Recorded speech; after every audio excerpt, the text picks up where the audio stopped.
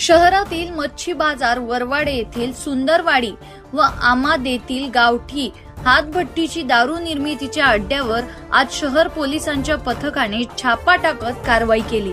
एकूण 1.5 लाखांचा मुद्देमाल हस्तगत करून जागीच नाश करण्यात आला।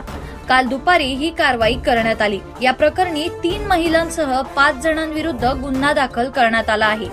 शिरपूर शहराचे पोलीस निरीक्षक के पाटील यांनी पोलीस ठाण्याचे अधिकारी व पोलीस अंमलदार तसेच दामिनी पथकासह शहरातील वरवाडे, सुंदरवाडी येथील नाल्या किनारी गावठी हातभट्टीची दारू निर्मितीच्या अड्ड्यावर कारवाई केली।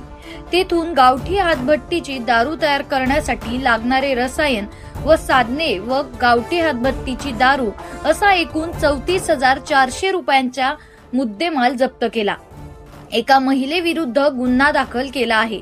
तसेच शहरातील मच्छी बाजार परिसरात एका झाडाच्या आडोशाला शोएब अनवर मेहतर राहणार टेक बिलाटी शिरपूर हा बेकायदेशीररित्या गावठी हातभट्टीची दारू बाळगताना मिळून आला। त्याच्याकडून 4,000चा मुद्देमाल जप्त करण्यात आला असून त्याच्यावर गुन्हा नोंद करण्यात आला। त्यानंतर आमोदे जिल्हा परिषद मराठी शाळेचे कंपाऊंड लगत असलेल्या पत्रटी शेड मधील गावठी दारू निर्मितीचा अड्डा उद्ध्वस्त करण्यात आला। हा अड्डा दादा पवार राहणार आमोद शिरपूर हा चालवित होता। एकूण 51,400 रुपयांचा मुद्देमाल जप्त करण्यात आला। या प्रकरणी त्यांच्यावर गुन्हा दाखल झाला आहे।